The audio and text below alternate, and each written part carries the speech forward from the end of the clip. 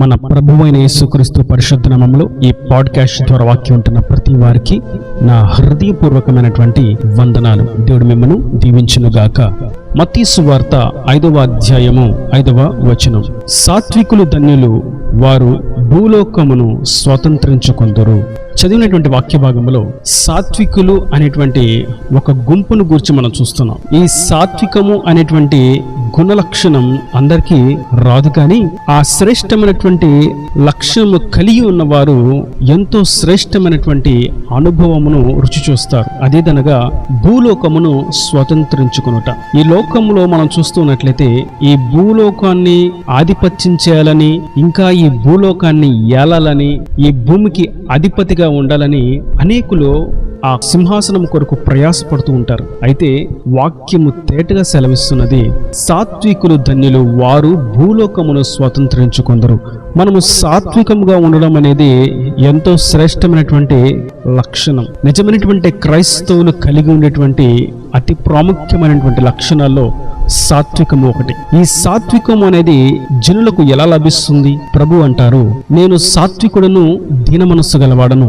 నా ఎద్దుకు వచ్చి మీరు సాత్వికం అంటే ఏంటో నేర్చుకోండి, నేను మీకు నేర్పిస్తాను, నేను మీకు అది అనుగ్రహిస్తానని ప్రభు తాను శరీరధారిగా ఈ భూమి మీద ఉన్నప్పుడు తాను పలికినటువంటి అమూల్యమైనటువంటి పలుకు. అయితే మనము సాత్వికంగా ఉండాలి అని అనుకున్నప్పుడు నిశ్చయంగా ప్రభు యొద్దకు మాత్రమే రావాల్సి ఉన్నది. మరి ఎక్కడ కూడా మనకు సాత్వికం అనేటువంటి పదానికి నిర్వచనము తెలియచేసి దానిని గూర్చి నేర్పించి ఆ పదం యొక్క అనుభవమును తెలియచేసేవారు మనకి ఎవరూ లేనేలేరు. మన రక్షకుడైనటువంటి యేసుక్రీస్తు మాత్రమే మనకు సాత్వికము అంటే ఏంటో స్పష్టంగా తెలియజేస్తాడు. ఎందుకంటే ఆయన శిలువ మరణమును అనుభవించడానికి తనను తాను అప్పగించుకున్నవాడు. తనను మోము మీద కొట్టినప్పుడు మౌనముగా ఉండినవాడు. నాకంటే చాలా వల్ల తన వీపును దున్నుతున్నప్పుడు ఏ మాత్రము వారి మీద కోపపడనివాడు. పిడిగుద్దులు గుద్దుతుంటే మౌనముగా సహించినవాడు. మోము పైన ఉమ్ము వేస్తే ఓర్చుకున్నవాడు. తనను అవహేళన చేస్తూ గేలి చేస్తూ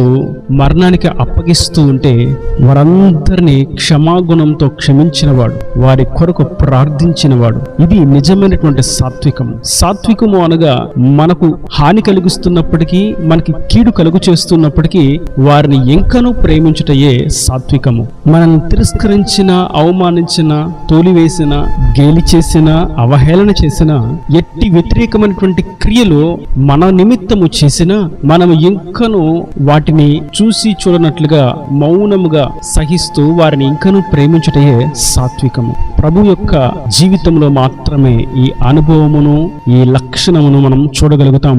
ఈ లక్షణమును పొందుకోదలిచిన ఎడల మనం ఆయన యొద్దకు మాత్రమే చేరవలసి ఉన్నది.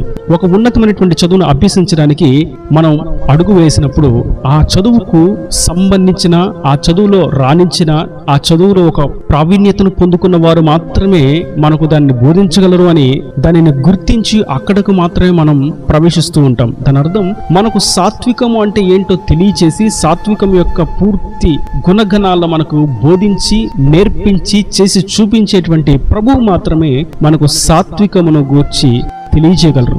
ఆ పాఠమును మనం ఆయన యొద్ద మాత్రమే నేర్చుకుంటాం.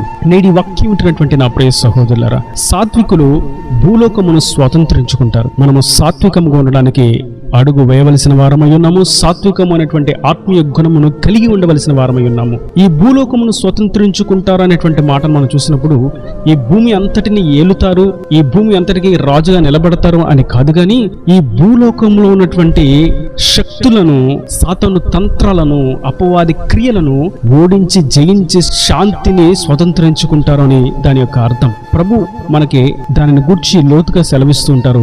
నేను ఈ లోక సంబంధులతో పోరాడేటువంటి పోరాటంలో నేను లేను. నా యొక్క రాజ్యము ఈ లోక సంబంధమైనది కాదు. నా రాజ్యము శాంతి రాజ్యము. అది శాంతితో కూడినది. దానిలో ఉండే వారందరూ కూడా సాత్వికులే. మనం ఆ నిత్య రాజ్యాన్ని స్వతంత్రించుకోవాలి అని అన్నప్పుడు మనము సాత్వికులముగా ఉండవలసిన వారమై ఉన్నాము. అది ఆత్మీయంగా. రెండవదిగా ఈ భూ సంబంధంగా కూడా మనం సాత్వికంగా ఉన్నప్పుడు మాత్రమే ఈ లోకంలో చెలరేగుతున్నటువంటి సాతాను క్రియలను మనం ఓడించగలుగుతాం. మన యొక్క ఆయుధములు కత్తి, డాలు, మానవ బాంబులు, హానికరమైనటువంటి రసాయనాలు, ఇతరులను నశింపచేసేటువంటి పరికరాలు కాదు గాని మన యొక్క ఆయుధాలు సాత్వికము, సమాధానము. అందుకే అపోస్తులుడైనటువంటి పౌలు కూడా ఎఫెసీయులకు రాస్తూ అంటాడు, మనం పోరాడుతున్నది మనుష్యులతో కాదు, మనము పోరాడుతున్నది దురాత్మ సమూహాలతో, ఆకాశ మండలంలోని సాతాను దూతలతో. కాబట్టి మనకు కావాల్సింది కూడా ఈ లోక సంబంధమైనటువంటి ఆయుధాలు కానే కాదు. మనము రక్షణ, సత్యము, సమాధానము, విశ్వాసము, వాక్యము అనేటువంటి ఆత్మీయమైనటువంటి ఆయుధములను కలిగి ఉండవలసిన వారమై ఉన్నాము. ఈ ఆయుధములు, ఈ ఆత్మ సంబంధమైనటువంటి ఆయుధములు ఎవరికి కలిగి ఉంటవి అని చూసినట్లయితే సాత్వికులకు మాత్రమే. ఈ లోక సంబంధంగా మాకు ఎదురు నిలబడగలిగిన వారు ఎవరు, మేము మాట్లాడితే మాకు ఎదురు చెప్పగలిగిన వారు ఎవరు, మాకున్నటువంటి ఆధిపత్యముతో, మాకున్నటువంటి కులబలంతో, మాకున్నటువంటి ధనబలంతో, మాకున్నటువంటి దేహబలముతో, మాకున్నటువంటి జనబలముతో